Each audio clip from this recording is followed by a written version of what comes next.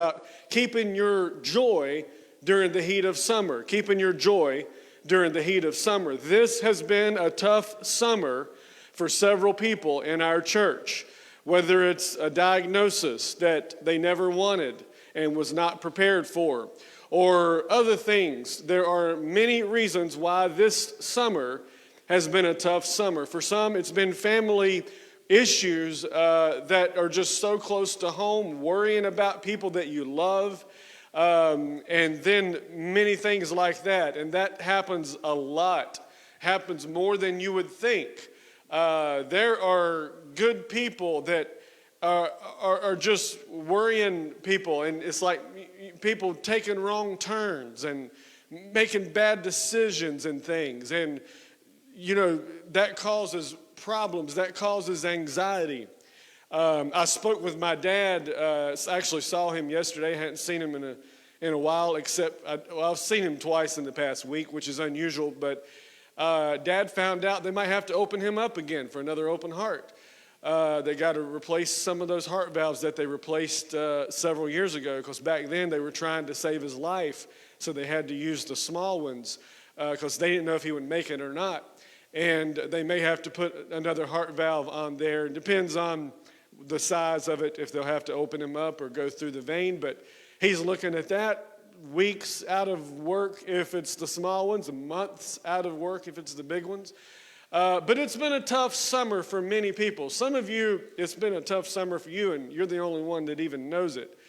But in other words, you keep it to yourself. But I know there's plenty of people that have had a tough summer.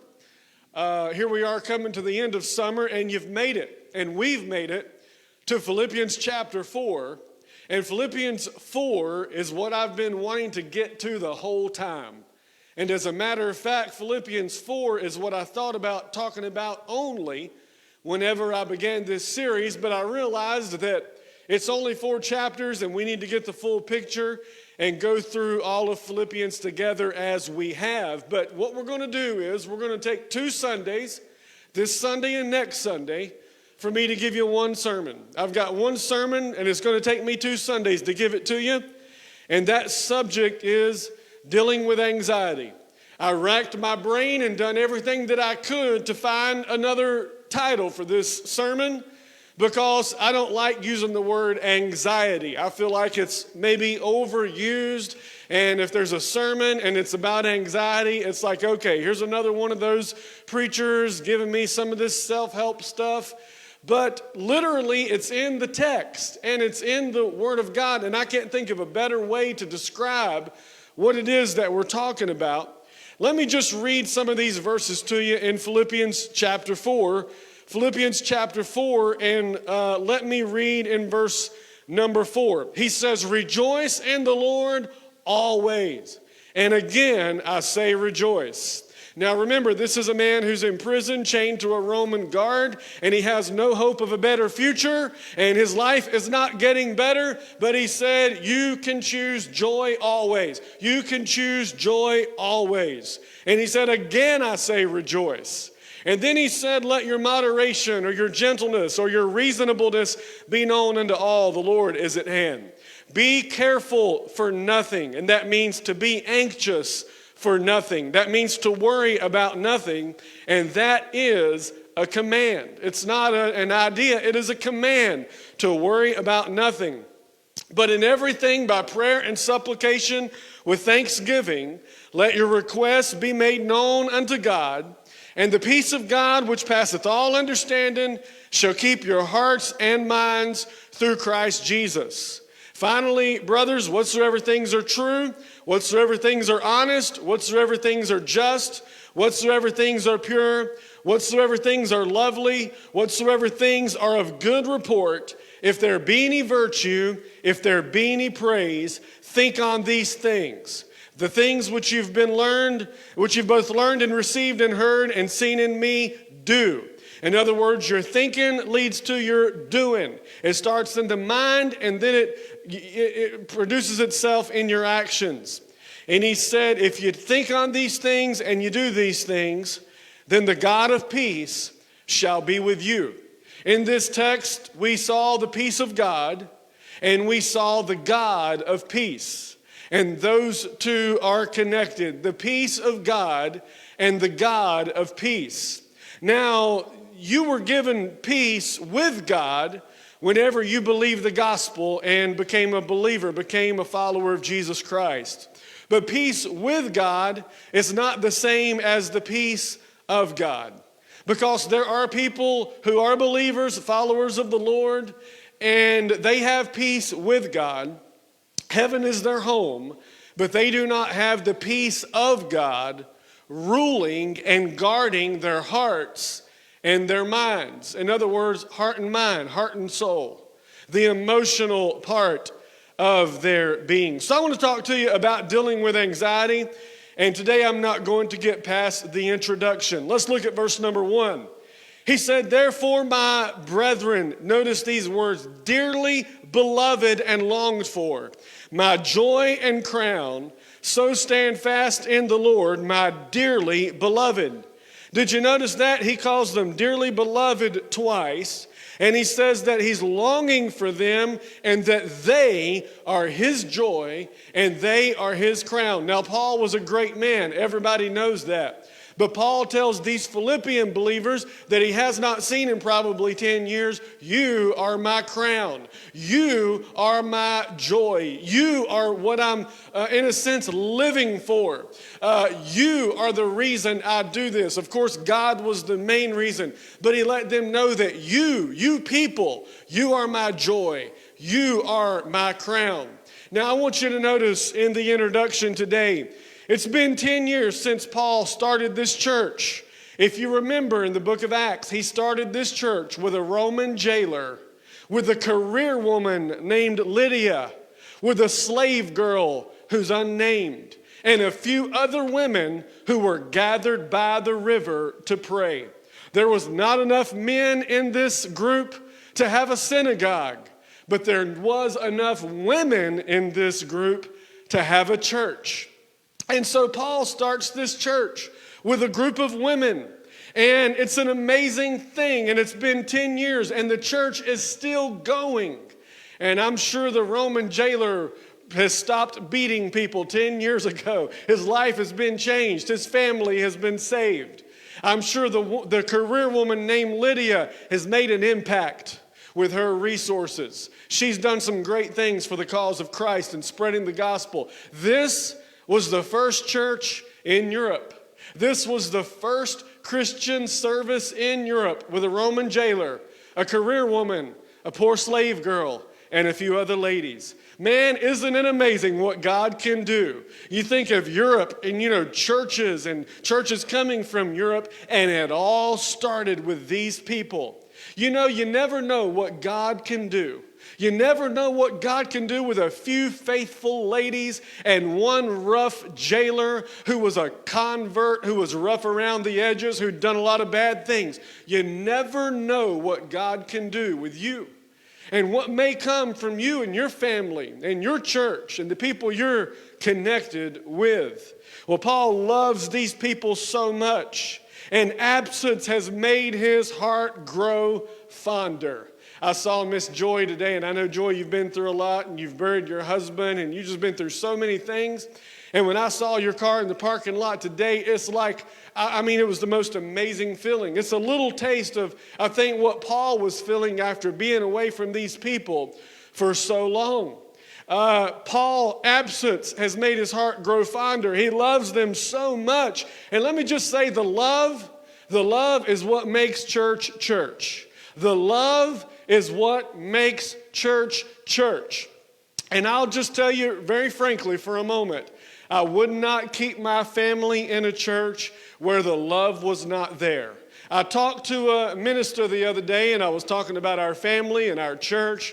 And I said, we get there an hour early to practice the music.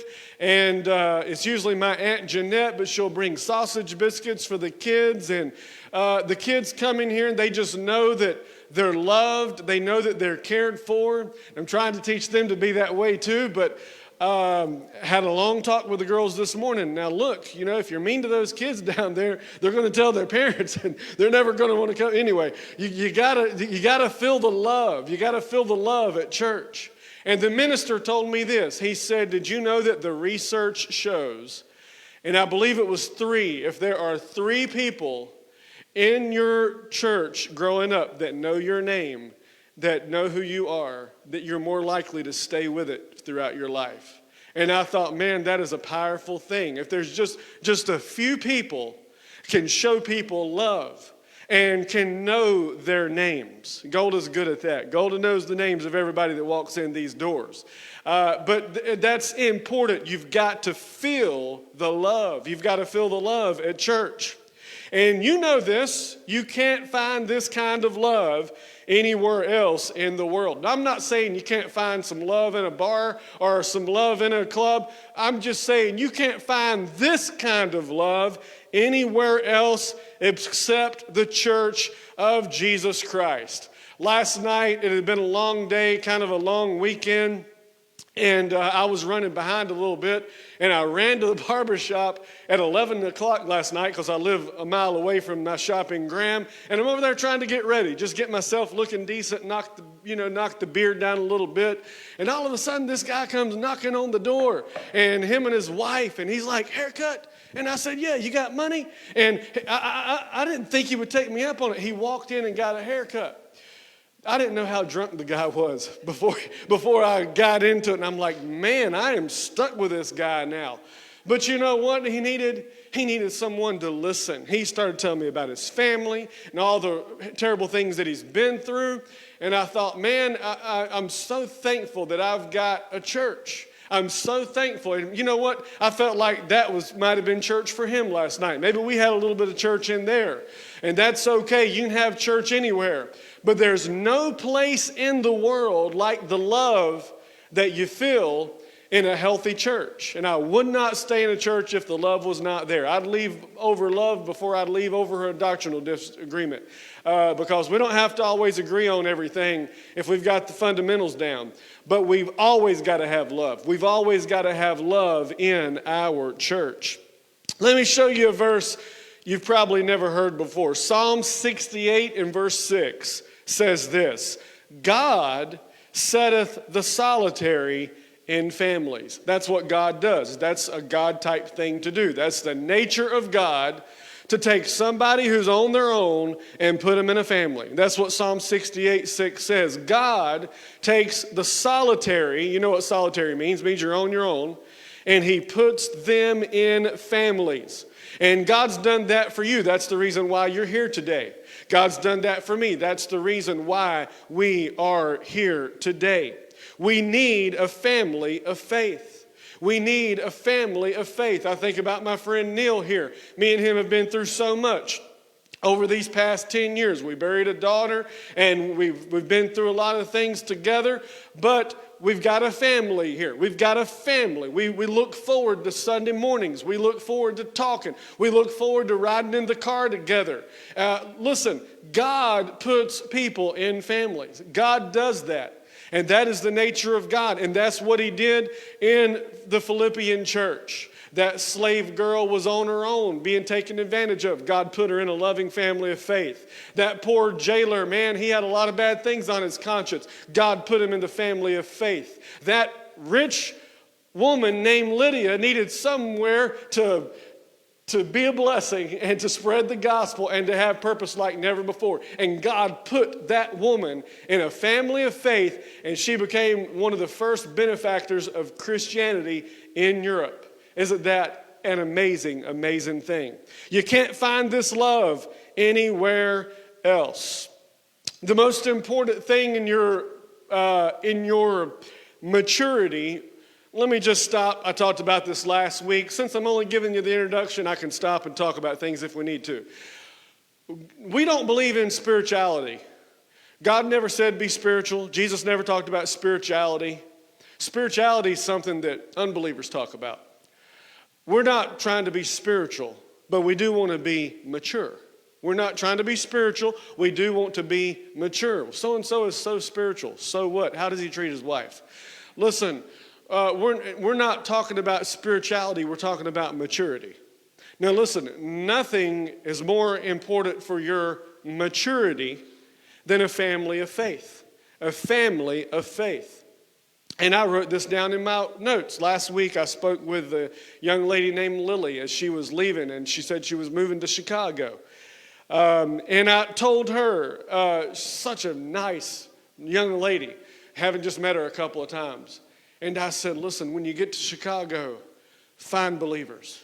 When you get there, and she had such a great question, such an intelligent question. She said, what are some red flags I should look for? I said, I'll tell you what, it's going to take me a minute to think about that. I'll get it to you, but I'll give you some green flags too. Listen, find a family of faith. Find a family of faith, whether it's Kernersville or Chicago or Tokyo. I'd find a family of faith. I don't know if you could do that in Tokyo. Oh, I already know you could in Tokyo. No problem. There's plenty of believers in Tokyo. About a year ago right now, I went to San Francisco heading to, the Philippines trip. And in San Francisco, I said, you know what? I'm not going to find a church like ours, but I'm going to find a church. And I just wanted to do it, and just to know that I could do it. And I did it. Man, I got off of that plane at about 9 o'clock, and I was worshiping with believers by 11. I'm telling you, I sat there, and it was a weird thing. The church, I don't want to say it on this, the broadcast. It was a little weird, but they believed the gospel, and that's all that I really needed. I mean, as long as we got that in common. And I'm sitting there looking around. I'm the guy on the back row that nobody knows, and people are sitting beside me to make sure I'm okay, and things like that. And man, before it was over, I sat there and started bawling my eyes out. And I know what it is. I do that whenever I go to other churches because I never get to do it here. I don't never get to get up here and just, So when I find myself in another church, I always lose it. That's my thing. I always lose it. And man, this guy beside of me was so concerned. I could tell he was ready to get me saved or get me delivered. I mean, I knew he was looking at me like, man, you've done some bad things, old buddy. And I said, no, man, I'm a pastor and I'm on a mission trip. I'm just having a moment right now. But I'm saying what everybody needs, whether it's Kernersville, Chicago, Tokyo, wherever you are in this world, find a family of faith, find believers, find disciples, find some, get with some. And don't be picky, don't be finicky, I don't know about this. It's not Target and Walmart. No, saying what do I like about that and what do I like about this? No, it's getting connected to a family of faith. Paul got off the ship over in Europe, and the text says, finding disciples. And that's what he did everywhere that he went. He gets off the boat in Syria. What did the text say in Acts? Found disciples. He found disciples everywhere he went. Every time he got off a boat, he could always find disciples. And I want to encourage you throughout your life, wherever you live, wherever you go, wherever you work. It don't have to be here. I'd love for it to be here. But wherever you go, find disciples. Find disciples and enjoy the love that you find. And that's what he's talking about in verse number 1. I've spent a lot of time on verse 1. And then we get to verse 2. He says, I beseech Euodias and Syntyche to be of the same mind in the Lord. Now, do y'all remember, I feel sorry for these ladies. Their names are immortalized in the pages of Scripture because they couldn't get along with each other. And that's really sad. I really don't think it's fair to them because I've known a lot of people who couldn't get along down through the years, and none of them are immortalized in the pages of Scripture for thousands of years. But you think about this, these two ladies. I wonder if those ladies were by the riverbank when Paul showed up in Philippi. You remember Paul didn't plan on starting a church in Philippi? He did not want to do it, but a vision appeared to him, and he went over there and did it. And it was like a detour. It was unplanned. Ended up being the first church in Europe, and you get the Philippian jailer and the earthquake and the jailhouse rock and everything that happened there. Well, those ladies could have been in that group. Those ladies could have been in that group of women. And Paul is saying, look, ladies, y'all have helped me so much. Y'all have meant so much to me. I couldn't have done what I've done in starting churches in Europe without you. And he said, I need you to get on the same page. And you know what I love that Paul didn't do? He didn't tell us what the problem was. Nobody knows what their problem was. You know why? It don't matter. Because Paul said you need to get on the same page for the cause of Jesus Christ. And he directly addresses them. They were friends of his. They may have been charter members of this church. He asked them to get on the same page. And then in verse 3, he speaks to an unnamed person. He says, my true yoke fellow or companion. He said, help these women that labored with me in the gospel. Notice the last words of verse 3, whose names are in the book of life. He then reminds them that their names are in the book of life. You know, if we have a disagreement like those ladies, guess what does not change? Our standing with God. Our names are still in the book of life.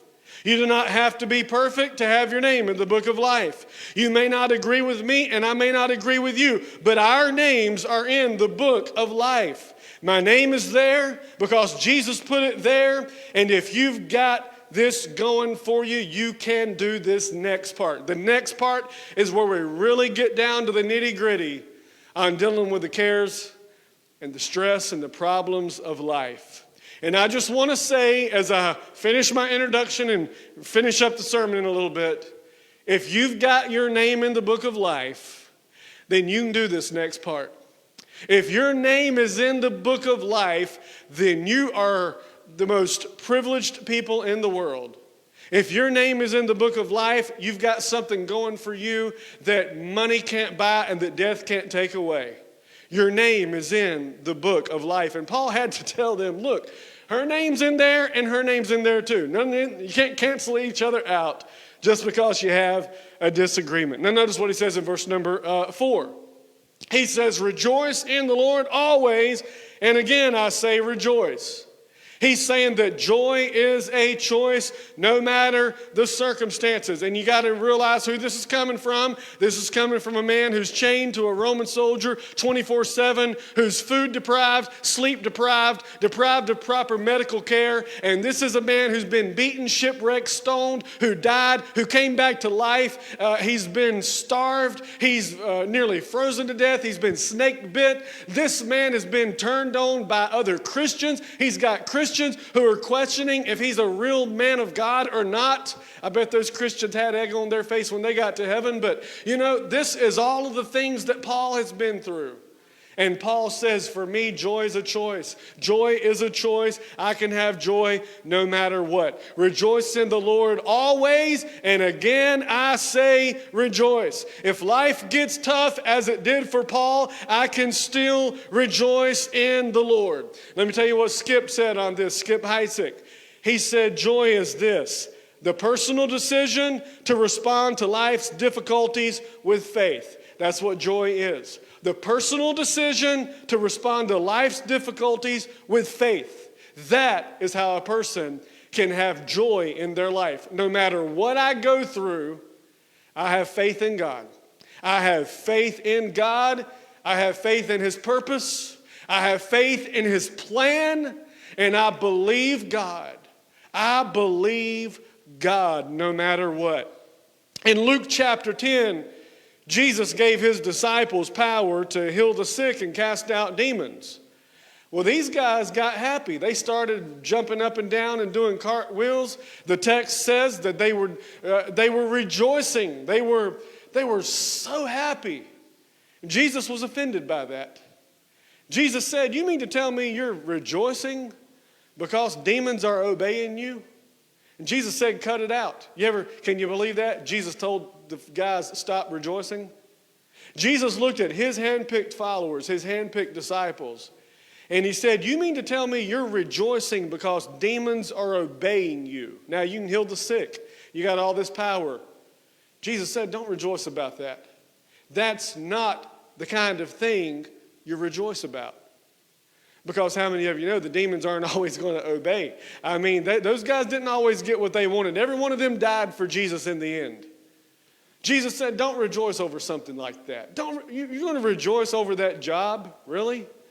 You're going to rejoice because you got the report you wanted from the doctor? That's why you're going to rejoice? You're going to rejoice because things are going your way? Jesus says, do not rejoice about those things. Don't find joy in those things. A paycheck? Can't find joy in that. I mean, goodness gracious, getting what you want, having the things you want, you can't find joy in those things. But do you remember what Jesus said? He said, do not rejoice because the demons are obeying you, but rather rejoice. Does anybody know that next part? Golden knows. Because what? Because your names are written in heaven. That's what Jesus said, and that's what we just read in Philippians 4. See, this whole Bible's connected. Paul got lessons from Jesus before he wrote all this for about a couple of years. Now listen, your name is in the book of life. Rejoice. Right there it is, verse 2 and 3. Your name is in the book of life. Verse 3 and 4, rejoice. Your name is in the book of life. Rejoice. What did Jesus say? Don't rejoice because demons are obeying you. Don't rejoice because things are going your way. Don't rejoice because your mom is showing progress. Don't rejoice because your nephew finally figured it out. No, don't rejoice because your sister or your brother finally apologized. No, you don't rejoice on those things. I've been blessed in my life with good family and things, but I'm learning, man, it can get complicated. It can get complicated with good people. With good people. But Jesus said, you don't rejoice in those things. You don't rejoice in those things. He says, but instead you rejoice because your name is written in heaven. Let's just take a pause for a moment because we're about done. How many of you believe that your name is written in heaven? Praise God, hallelujah. I mean, I wasn't expecting everybody to be like, woo, listen, that's good. Because usually when I say raise your hand, everybody's like, well, like it's kind of like, who's going to come to table talk? Well, let's see now. Man, I love that. Y'all have such security and y'all believe that y'all's names are written down in heaven. Let me tell you something, I'd never talk you out of that. I would never talk you out of that. Because if you believe it, I believe it. And if you die, I'm going to tell everybody you're in heaven. I promise you I will. Because you just raised your hand. But listen, that's something to rejoice about. That is something to deal with anxiety about, man. Hey, it might get complicated. My name's still written in heaven. Things might get tough. My name's still written in heaven. My dad, gosh, he's got to go through this again. Dog, his name is in heaven. My name is in heaven. We have some things to rejoice about. And so God's ministering to me through this. I can't tell you how much God's helping me. And I don't want help on this, God. I don't want to be the guy that needs help on this. But all right, if I need it, I'll take it. Now look at verse number 5. This is a verse that's confusing. If you read a King James or any other version, really, it's one of the most confusing verses you'll ever live. Let your moderation be known unto all men. We do not have a good English word for that original Greek word, hypikaio, whatever it is. I don't speak Greek. I didn't study Greek, but I listen to people who do. And we don't have a good modern word for that word. But let me give you some of the words that people believe that this means. It means gentleness. It means reasonableness. It means graciousness. It means a mild spirit. And here's one that I love, a radical evenness of temper. A radical evenness of temper. Basically what Paul is telling these believers is that they need to take a chill pill. He's saying some of you need to just learn to chill. You need to learn how to be laid back. And think about this. Paul's talking about reasonableness, your radical reasonableness, your radical evenness of temper, your mild spirit. Again, think about where Paul is.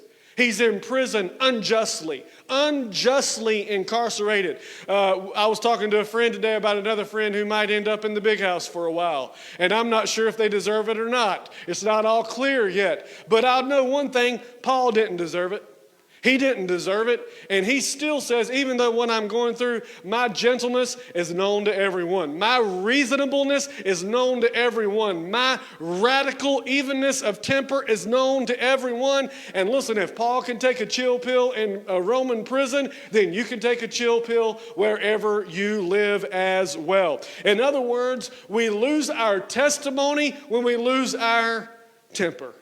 We lose our testimony, and you know how it is at work. You got all them people at work. Some of them don't even believe in God, but every once in a while you are tempted because you're smelling that stuff they left in the fridge or the stuff they put in the trash can, and whatever it is, it could be many, many, many other things. God tells us to take a chill pill.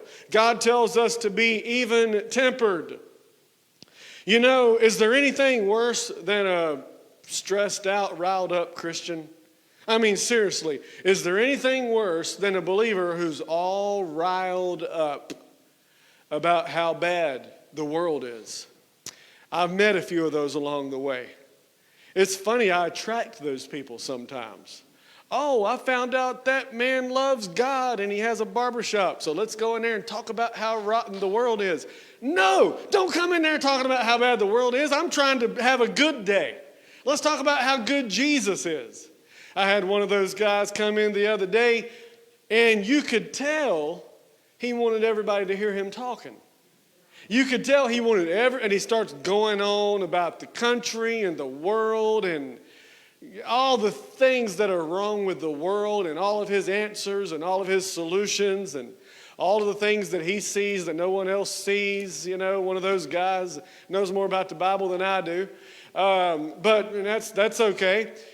And the only problem was I'm sitting there watching everybody in the room just get turned off. I'm watching it in real time as this guy goes on and on and on, wanting people to hear him. And everybody in the room, I can just see them rolling their eyes. I can see them kind of pretending like they're not listening because it's kind of awkward now. And then the guy walks out, and guess what he says? God bless y'all. God bless every one of y'all. I'm like, man, would you just shut? Would you get out of here? Would you take a chill pill? And I believe that's what Paul's talking about. He said, let your moderation be known, your gentleness, your reasonableness. Listen, I can talk with anybody from any faith, from any religion, from any lifestyle, from any persuasion. I don't care who they are. I can talk with them and I can be reasonable. I can be reasonable and I can be gentle. You know, people who knew Jesus and historically, you know, one thing they said about him was that he was gentle. He was gentle. One time, Paul beseeches us by the gentleness of Jesus. So if we're like Jesus, we're going to be gentle. We're going to be reasonable. We're going to be even-tempered. We don't need Christians getting riled up about everything that's wrong with the world. We need Christians to be gentle, reasonable, even-tempered. And the reason we don't have to live upset, look at that verse, because the Lord is coming. The Lord is coming. Notice what it said in that verse. Let your moderation, your gentleness, your reasonableness, take your chill pill because the Lord is coming. The Lord is at hand. The Lord is at hand. The Lord is at hand. And we don't have to live upset because the Lord is near. When the Lord comes back, guess what? He's going to fix everything. Well, what about this group of people in the world that want to destroy America? I got good news. When the Lord comes back, he's going to fix everything. What about them people in, some other city and the crazy stuff? I got good news. When the Lord comes back, he's going to fix everything. What about the Middle East? Guess what? He's going to start there. And when he comes back, he's going to fix everything. So we don't have to live riled up. We don't have to live upset. We don't have to be angry. We don't have to be mad at the world because when he comes back, he's going to fix it all. Remember what Paul is going through, but he's talking about gentleness and reasonableness. Pastor J.D. Greer said this. He said, this verse means you don't take anything on earth, positive or negative, that seriously because none of it is ultimate. Think about this. Tim Keller said, this verse means positively that when you get a raise at work, you say, okay, heart, don't get too excited about this. Don't be too excited about money. Money's just temporary, and you ought to be able to leave it. And when the money is not there, you ought to be able to do without it. If you understand the grace of God, it makes the worst times bearable and the best times leavable. When you understand the grace of God, makes the worst times bearable, makes the best times unbelievable, because Jesus is coming back and everything in your life is temporary. We can face anything because the Lord is near. And I'm going to show you a little bit more of what Pastor JD said about this text, because I thought it was very interesting. He said the same words about the Lord is near, the Lord is near. He said Paul uses in 1 Corinthians 7 to encourage people who are in an unhappy marriage. I'm not going to make eye contact with anybody when I say that. Or who are unhappily single. People who are in an unhappy marriage are people who are unhappily single. And that's the two groups that are unhappy the most. Married people and single people. That's kind of just funny how that works. But unhappily married people, that's not a laughing matter. That's a serious thing. And single people who feel like they missed their opportunity, or it's just bad things happened and now they're single. Paul uses the same thing about the Lord is near. None of it's permanent. The Lord is near. None of it's permanent. Listen to what Paul said. Here's one more thing you've never heard in the Bible, because I've never heard this either. I mean, you can read it, but you don't hear this. Listen to this. 1 Corinthians 7:29. But this I say, brothers, the time is short. Nothing in your life is permanent. You say, yeah, my life's really good. Don't let your heart get too excited about it, because it's not permanent. Don't fall in love with it. It's not permanent. Say, yeah, my life's really bad right now. I'm crying tears no one knows about. Listen, it's not permanent either. Listen to what he said. The time is short. Same thing in Philippians. The Lord is near. The time is short. Same thing. Same thing. He says, so let those that have wives be as though they had none. Now, have you ever heard that in the Bible before? Let the men who have wives live as though they had none. That sounds like the worst marriage advice I've ever heard. That sounds like a group of guys with their flip-flops on heading to Las Vegas, ready to go, take this verse and let this be their theme verse.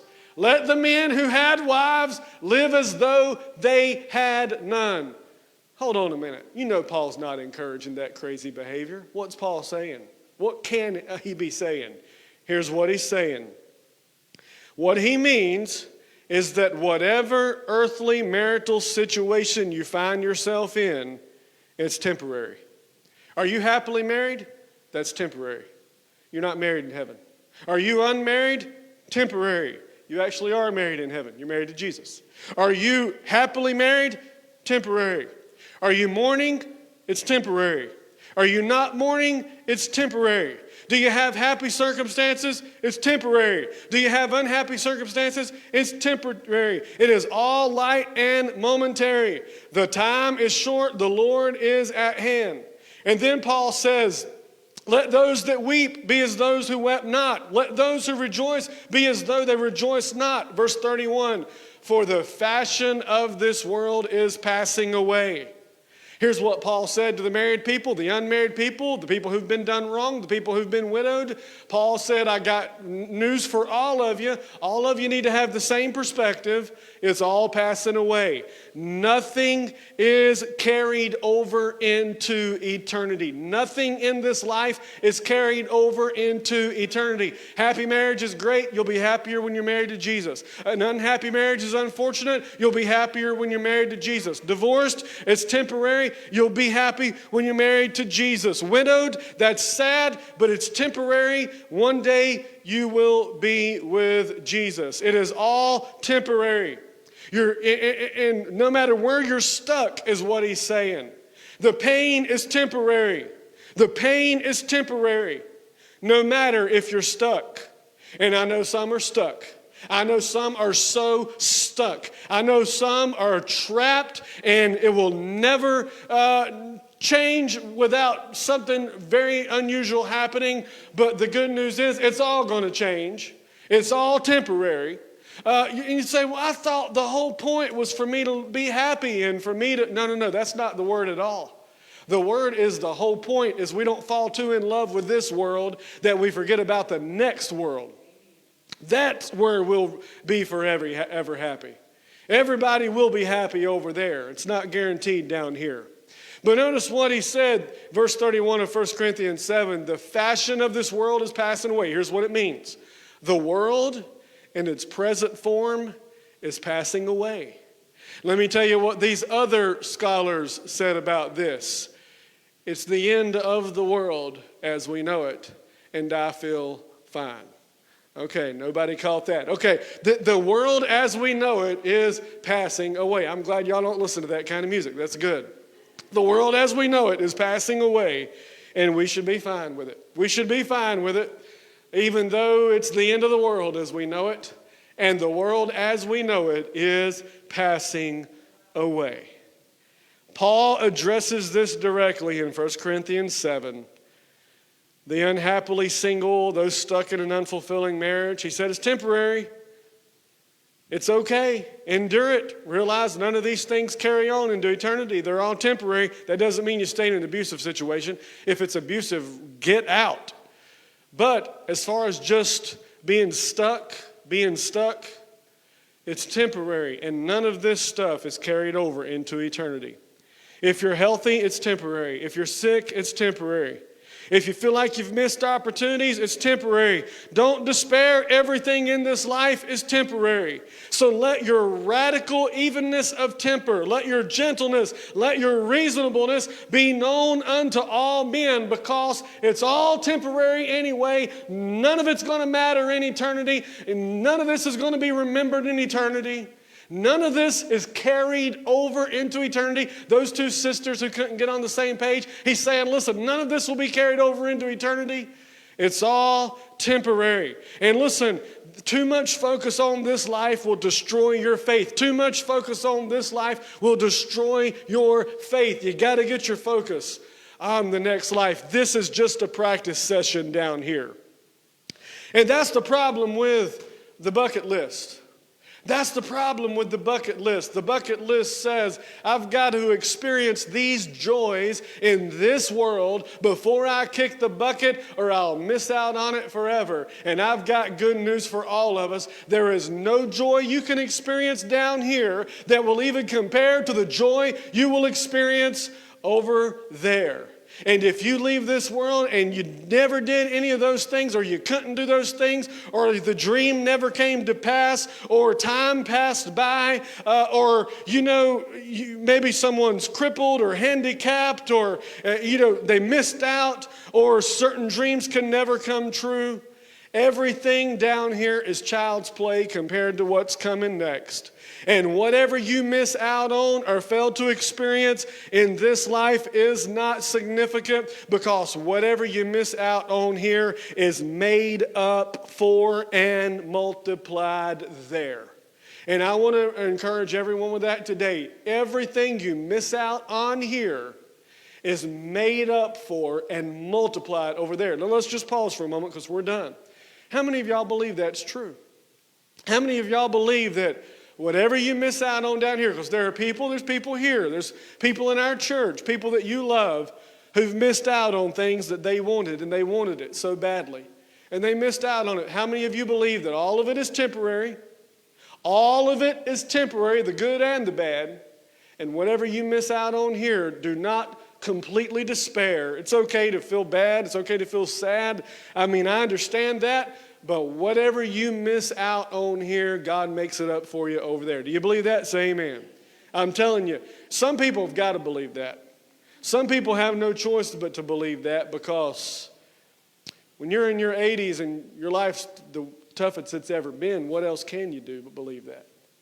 If you're facing if you're never going to walk again, what else can you do but believe that? If the diagnosis is terminal, what else can you do but believe that?